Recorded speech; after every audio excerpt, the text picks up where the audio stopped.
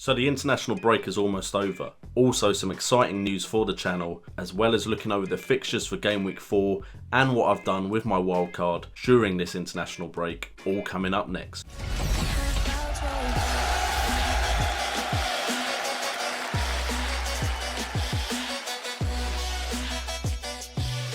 What's up guys, and welcome to JNO United, bringing the best in football news, entertainment and games. And today we are going to look towards Game Week 4 in the Fantasy Premier League, and a big announcement as well, which I hope you'll all support me with. Before we get into that, please make sure to subscribe and please make sure to vote. That's right, I'm part of the FBAs, the Football Blogger Awards. I'm actually eligible for 3 categories, but the one I'm pushing for personally is the new Blogger Award. There'll be links in the description down below. There's a link that will take you straight to a tweet which you can post straight away, which will vote for me, and also a link to the Football Blogger Awards website where you can vote in every single category, and you can vote for me in the new category, the video category and the gaming category. But the one I'm pushing for is the new category. Some people that you may know of from this channel, Dave Has a Party and FPL Updates, are also up for the gaming category, so feel free to vote how you want. But if you like my content, the new category is the one I am pushing for, so please make sure you go and vote. But enough about that, you're here for FPL today, so let's get into it. And the first thing I want to talk about is my wildcard. On the screen right now you can see my team, and this is not the team I'm planning on going into Game Week 4 with. This is just a team where I was trying to build up value for my squad. Now unfortunately it's not gone as well as I'd have planned. It has been nerfed a lot in recent years, so it's not as easy to make the most of using a wildcard during an international break. There are some players that now, if I moved on, I would make 0.1 million on, but unfortunately there's no one I've brought in that is going to make me any more than that, and a lot of players I've brought in have only had the 0.1 million raise in price, which means if I sell them I don't get a profit. Of course, to get a profit you need them to rise by at least 0.2 million, because you only get half of the profit. Now if we just have a quick look at the players that did make me profit, you can see that the ones that have already made me profit and have already raised by 0.2 million are the ones I had before I played my wildcard. As you can see, Eden Hazard has raised from 10 million to 10.2. Zlatan has raised from 11.6 to 11.8. A lot of that is to do with Aguero not being eligible for the next 2 game weeks at least.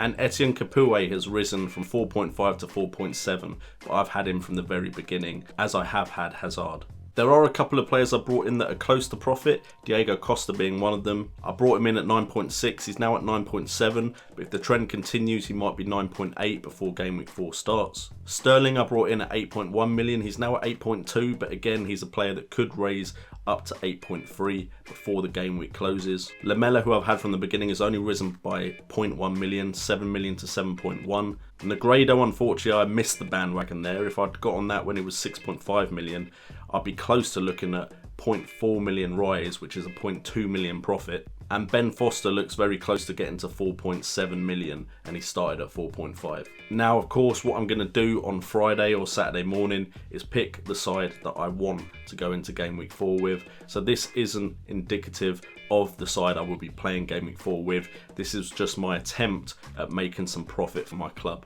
If we move on to the fixtures, there's some massive games this game week. Game Week 4 is absolutely huge. We start the day off with Man United versus Man City. Can it get any bigger than that? But none of the big clubs have an easy task of it. Arsenal are coming up against Southampton, who can be strong defensively. Spurs are on the road to Stoke, and Stoke's never an easy place to go to. Liverpool are playing Leicester. If Liverpool's defence is anything to go by, that could be a high scoring game. Chelsea are on the road to the Liberty Stadium playing Swansea. Maybe they're the ones with the easiest fixture there. And so it's made it really difficult for me to be able to pick my captain choice of the week, my differential of the week, and my red herring of the week, because there seems like loads of fixtures that could go completely the wrong way for Fantasy Premier League managers. And this is why I'm sticking my neck out with this prediction for captain choice of the week, because this could go so horribly wrong for me, and I'm sure people are going to let me know about it if I get this completely wrong. I could just go the safe route and say Zlatan. Nolito could be a good shout because he has played up front for Spain, so maybe in Aguero's absence they will play Nolito up there, or Iheanacho is also an option. But my captain choice of the week, and please don't laugh, is Riyad Mahrez.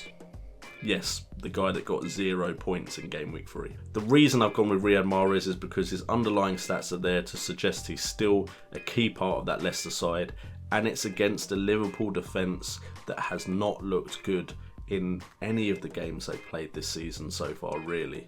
Riyad Mahrez has scored 1 goal this season, and he's had 10 attempts on goal, which is good for a midfielder 3 game weeks in. 7 of those attempts have come from inside the box, which is great, and 4 of them have been on target. His shot accuracy rate is 40%, which isn't bad. His goal conversion rate is only 10%, but that should rise as the season progresses. He's also created 5 chances for his teammates, so hopefully against the Liverpool side that are weak defensively, Mahrez can get on that score sheet. Maybe even Jamie Vardy would be an option, but my shout is for Riyad Mahrez. If we look at my differential of the week, again, this could go horribly wrong for me, but I'm going with Abel Hernandez. Coming in at only 6 million, and I believe he's only owned by about 4.4% of players as I'm recording this. He has got 1 goal and 1 assist already this season, having 8 attempts on goal, all of which have come from inside the box. 5 of those have been on target, which is a great return, which gives him a shot accuracy of 62.5% in total. His goal conversion rate is 12.5%, and his minutes per attempt is 34.1 minutes per attempt on goal.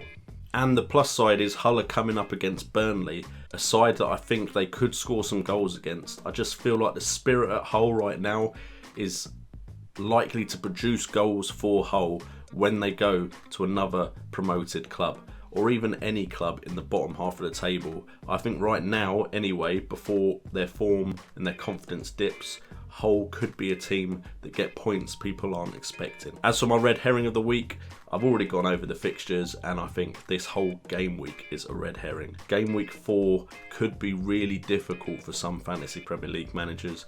It could also be the game week where you really rise up the rankings if you just pick 1 or 2 of the right players. So I think this whole game week we have to be wary of. But of course, if you use your wildcard, or if you haven't, we should be planning for the long term now. So if game week 4 is bad for you, just put it down as a blip. Everything should be alright as time goes on, and hopefully we'll start building up those squads that will get us the points in the long term. Anyway guys, thank you so much for tuning in as always. Please don't forget to leave a comment down below on your thoughts on this game week, and also to go into the description and click those links to vote for me in the Football Blogger Awards. Remember, if you're voting, I'm mainly focusing on the new category, but you can also vote for me in the video and gaming categories. Your support will of course be much appreciated. I'm hoping to go to the Football Blogger Awards, so I should hopefully try and vlog that as well. I know some other people are going as well, which should be fun. But either way, it would be lovely to go there as an official nominee. So make sure you get voting. I've been JNO, you've been awesome, and remember, it's all about the game.